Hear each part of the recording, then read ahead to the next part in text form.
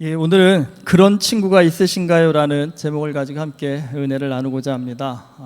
십자가를 앞두시고 예수님께서 제자들을 향해서 서로 사랑하라는 말씀을 몇 번씩이나 강조하여 반복하십니다. 그리고 사랑 중에 가장 큰 사랑은 친구를 위해 자기 목숨을 버리는 것이라고 하십니다.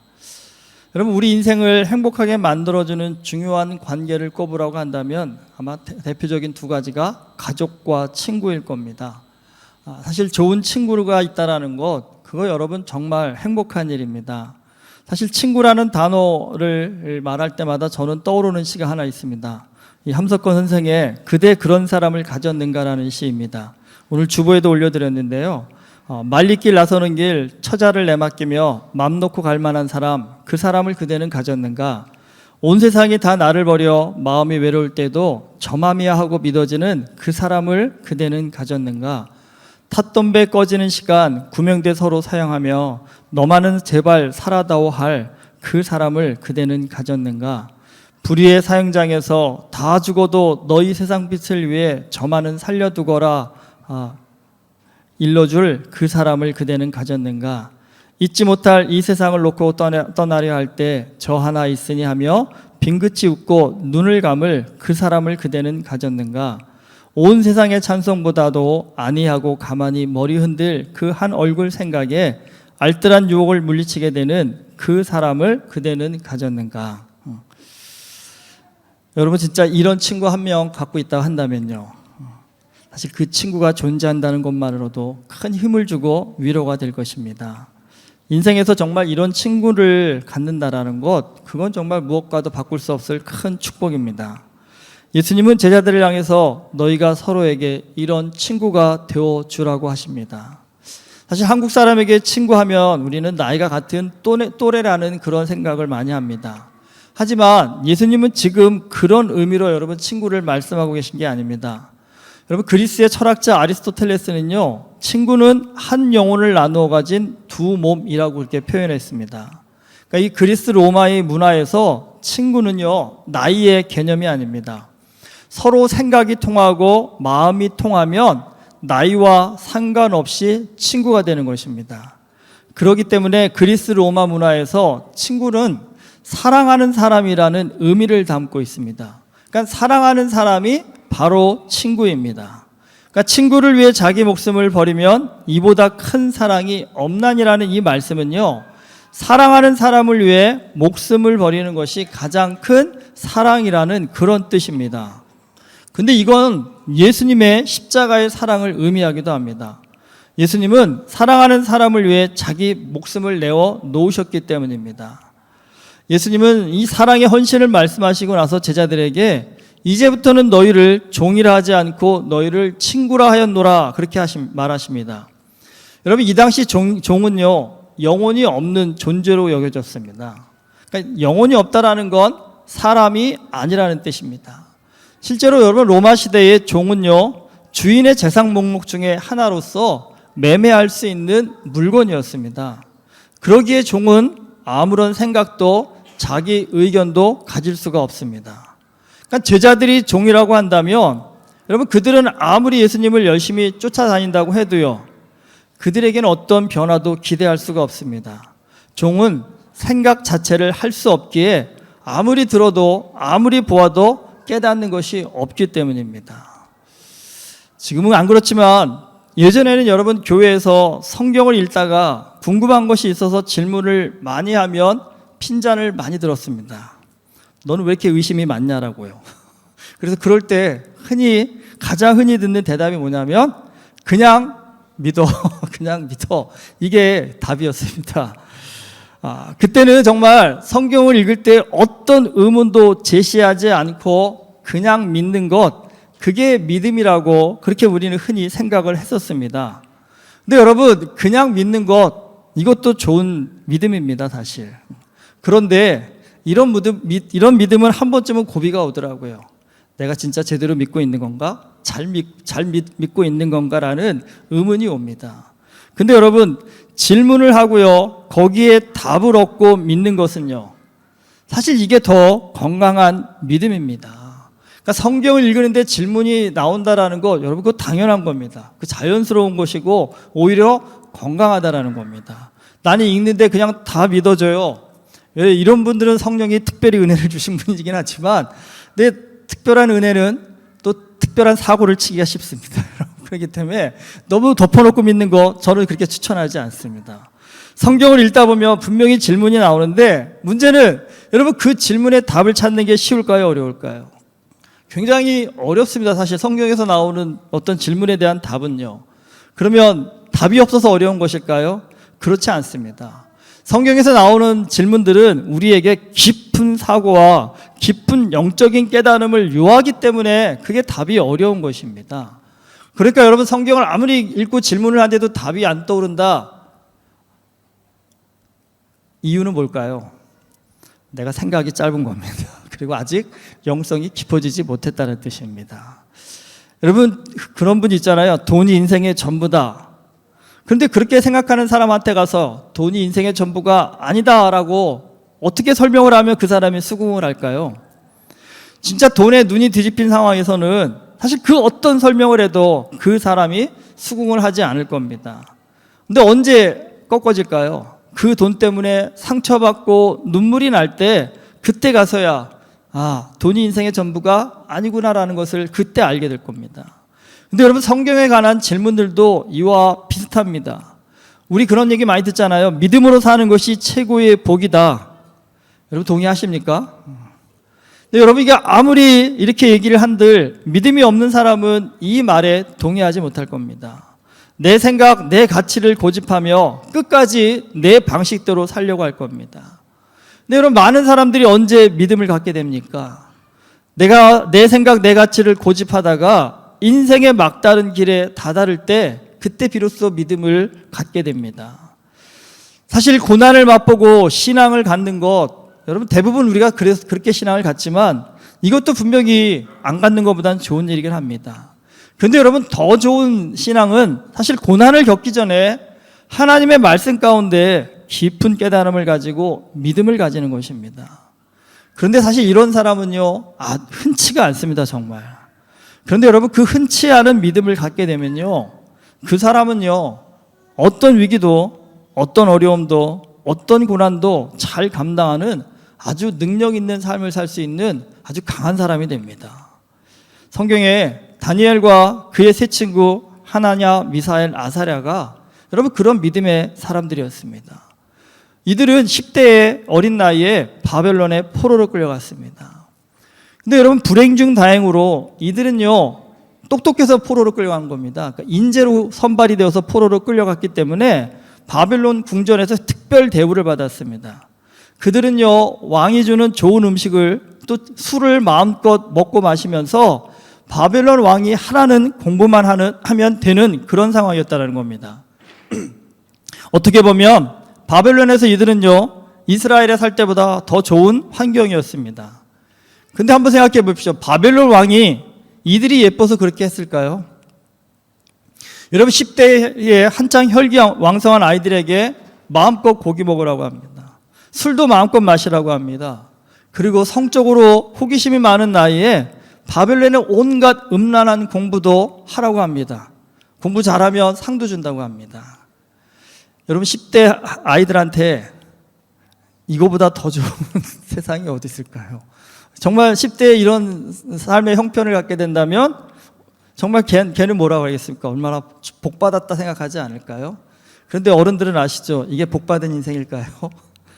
바벨론 왕은 다니엘과 그의 세 친구들뿐만 아니라요 그들이 정복한 나라에서 리더가 될 만한 청소년들을 데려다가 모두 다 이런 교육을 시켰습니다. 왜 그랬을까요, 여러분? 이들은요 놔두면 나중에 훗날 자신의 민족을 이끌어갈 리더가 될 사람들입니다. 근데 결국은 그 민족의 운명은 누구한테 달렸을까요? 리더가 어떤 사람이 세워지냐라는 겁니다. 한 민족의 리더가 될 사람들이 세상의 즐거움에 빠져서 여러분 깊은 생각을 못하게 된다면요 그 나라의 미래는 없습니다. 그러니까 생각을 못하게 하려고 세상 즐거움에 빠지게 하려고 그들을 유혹하기 위해서 이런 교육을 시켜준 겁니다. 여러분 사람은 생각이 없어질 때 뭐가 될까요? 사람은 생각이 없어질 때 누구나 바보가 됩니다. 사람은 마약이 왜 무서울까요? 그걸 하게 되면요, 생각이 없어지기 때문입니다. 사실 깊은 생각을 하는 사람이라고 한다면 애당초 마약에 손을 대지 않을 겁니다. 사실 청소년기에는 술, 담배의 유혹이 큽니다. 근데 저는 많은 분들이 물어봐요. 이거 구원과 연관되어 있는 거냐. 근데 굳이 구원과 연관되지 않아도 그거 왜 굳이 왜 하면 좋을 게 뭐가 있겠습니까? 그렇죠?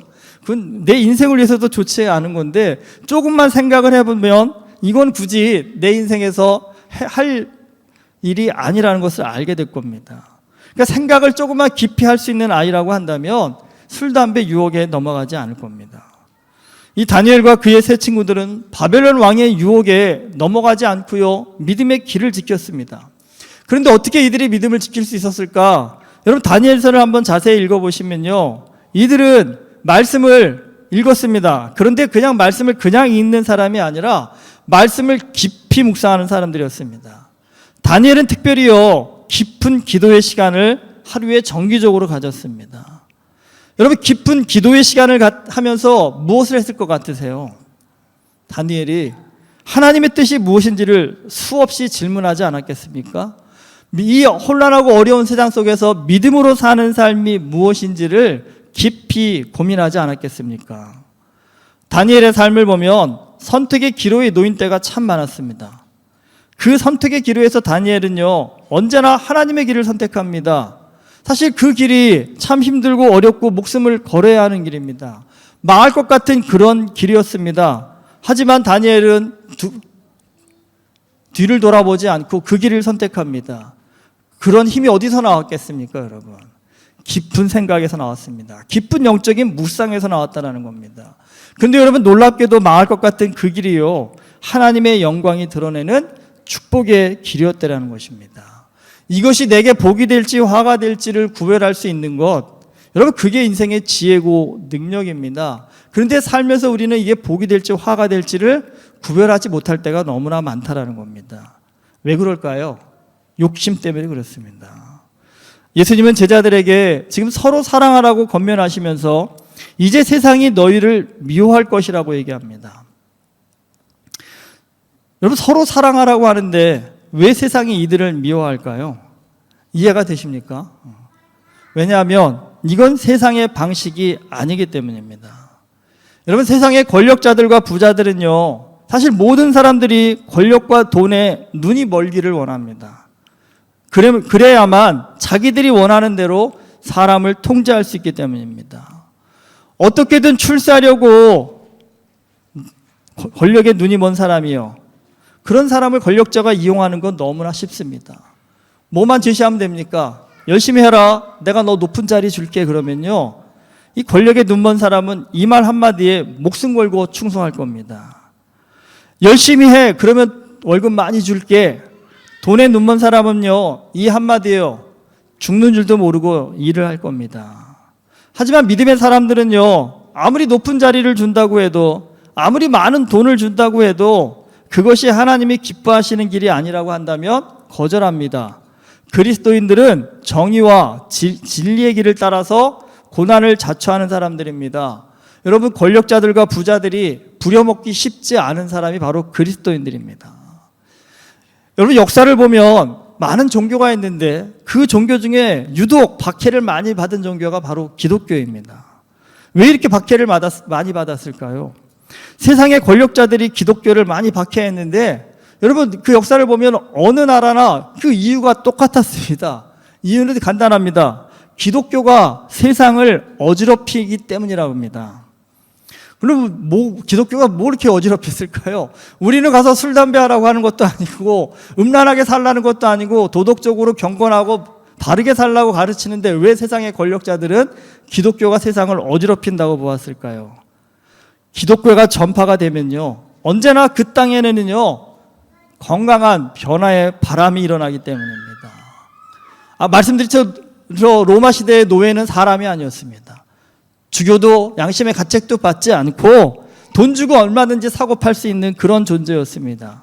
그런데 여러분 그런 가치에 물든 사람들에게 기독교의 복음이 들어가니까 생각의 변화가 일어납니다.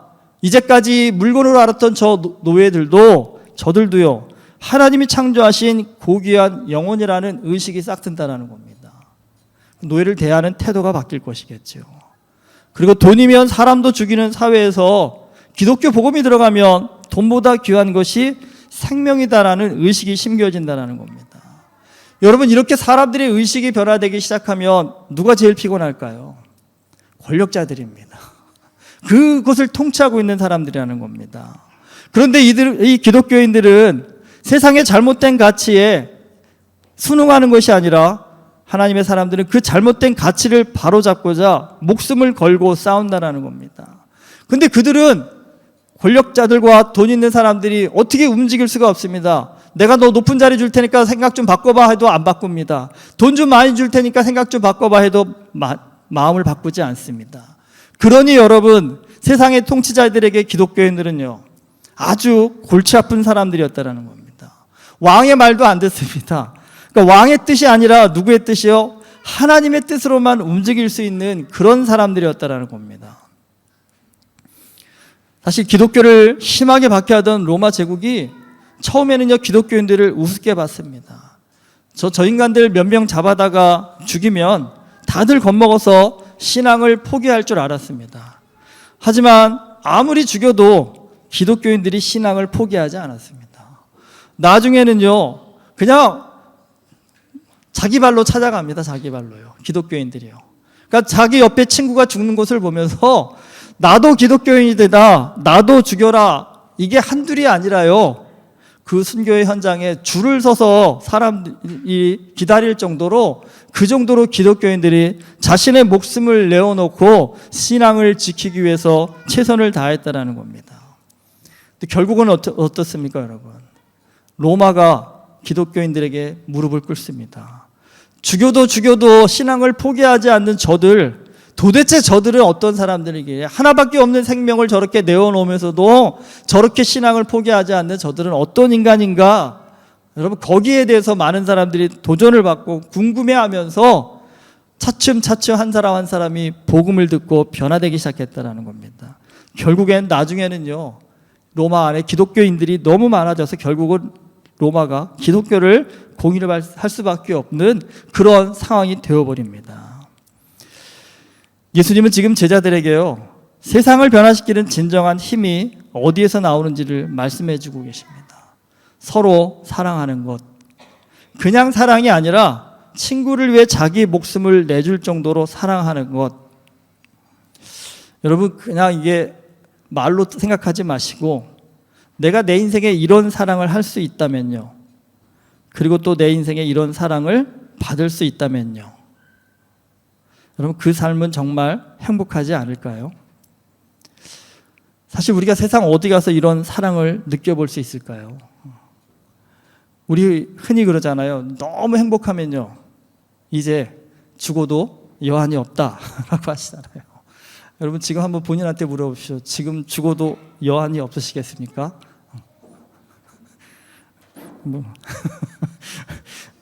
아직 나이들이 너무 젊어서 죽는 걸 생각 못 해봐서 그러겠지만, 정말, 근데 한번 그러보세요. 무슨 복을 받으면 정말 죽어도 여한이 없겠다라는 그런 말이 내 입에서 나올 수 있을까요? 진짜 돈벼락 맞으면 죽어도 여한이 없을까요? 아니죠. 그때부터는 삶에 욕심이 덜하지 않을까요? 그 돈 쓰고 죽어야 되는데 그거 두고 죽으면 얼마나 억울하겠습니까? 그렇지 않아요? 뭐 출세하고 성공할수록 다들 뭐래요? 이제부터 즐길 시간이야 생각할 텐데요. 여러분, 가만히 생각해 보니 죽어도 여한이 없는 것, 이건 사랑밖에 답이 없습니다.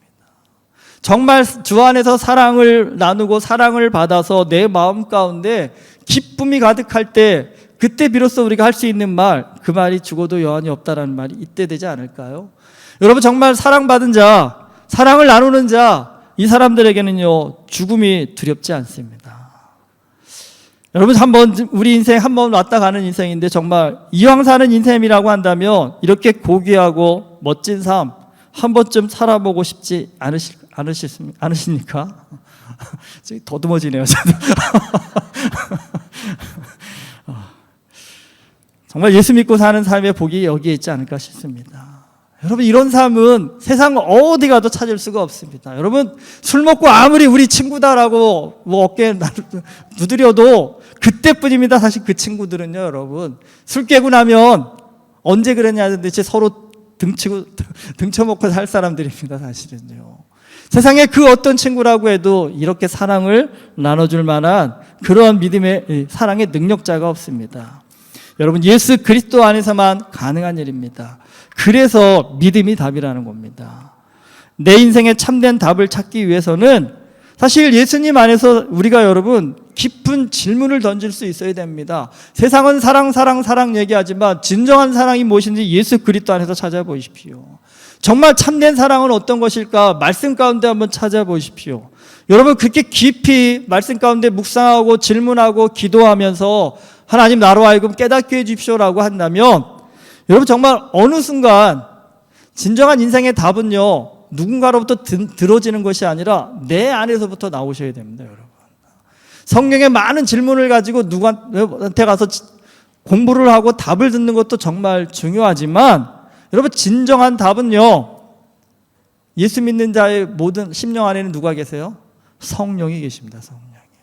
성령께서 내게 얘기하시는 그 음성을 들을 수 있을 때에 여러분, 그 음성에서 들려주는 그 답을 들을 때에 우리의 삶은요, 정말 변화될 수밖에 없고 능력 있는 삶이 될 수밖에 없습니다.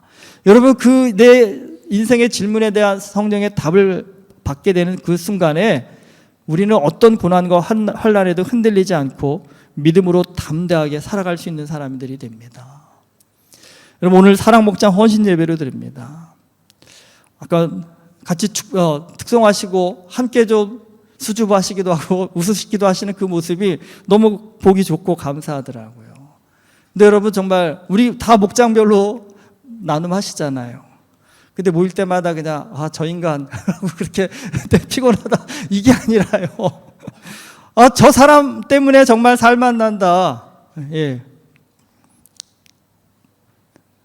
그를 위해 내가 죽을 수 있고 나를 위해 그가 죽을 수 있다라는 여러분, 그 믿음의 관계를 우리가 목장 안에서 가질 수 있다 한다면요, 여러분, 그 참 행복한 일 아닐까요?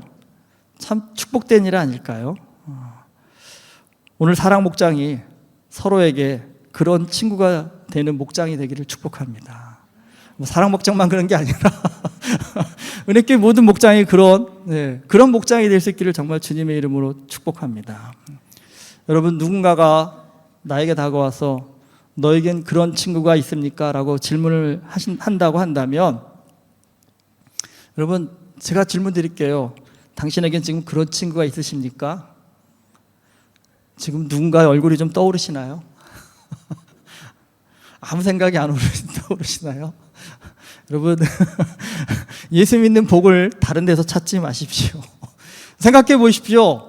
이 지구상의 수십억의 인구 가운데, 그리고 또 우리 한국 사람이 이 호주 땅에 와가지고, 그것도 은혜교회 안에서 많지는 않지만 그래도 목장 안에서 함께 만날 수 있다라는, 이걸 확률로 따져본다고 한다면요, 여러분, 사람이 이게 조종한다면 이게 가능한 일일까요?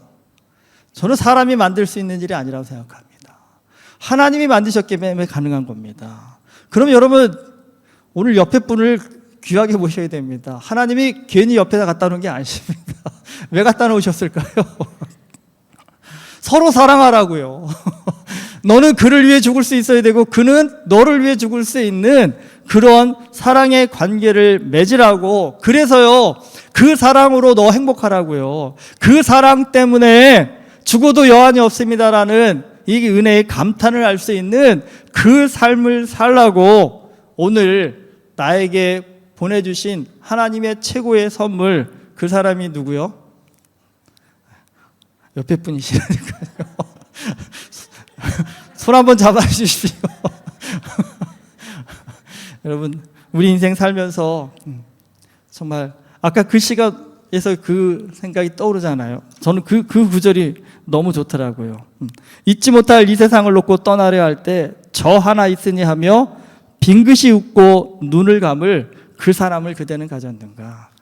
여러분, 죽는 순간에도 그 사람이 있어서 나는 기쁘게 갈 수 있다라고 빙긋이 웃을 수 있는 그 마음, 그 삶, 그건 어떤 삶일까? 여러분, 이건 제가 어떻게 설명해서 드릴 수 있는 삶이 아닌 것 같습니다. 맛보아 알아야 되는 삶입니다. 여러분, 은혜교회 오늘 특별히 사랑목장 헌신 예배를 드렸지만 은혜교회 모든 목장 위에 이런 서로 사랑해서 서로를 위해서 목숨을 내어줄 수 있는 아름다운 은혜의 관계가 맺어져서 목장 모임 때마다 우리의 삶이 정말 행복하고 능력 있고 아름다워질 수 있기를 주님의 이름으로 축원합니다. 기도하시겠습니다. 서로 사랑하라. 친구를 위해서 자기의 생명을 내놓는 그 사랑이 최고의 사랑이라고 예수님께서 말씀하셨습니다. 주님, 욕심 많고 죄 많은 우리가 어떻게 이런 사랑을 나눌 수 있을까요? 예수 그리스도 안에서만 가능한 이름을 이 시간 고백합니다. 하나님 아버지, 예수 안에서 이런 사랑을 나눌 수 있는 우리 모두 되게 하여 주시옵소서. 은혜교회 모든 성도들이 하나님 그 한 사람을 떠오를 때마다 인생의 모든 근심이, 걱정이, 두려움이 사라질 수 있는 예수 안에서의 참된 친구를 가질 수 있게 하여 주시옵시고, 그 친구와 두 손 꼭 잡고 주님 앞에 서는 그날까지 믿음의 여정을 강하고 담대한 마음으로 잘 걸어갈 수 있는 그런 복된 하나님의 자녀 되어줄 수 있도록 주여 성령께서 우리의 공동체 가운데 함께하여 주시옵소서. 예수 그리스도 이름으로 기도드립니다. 아멘.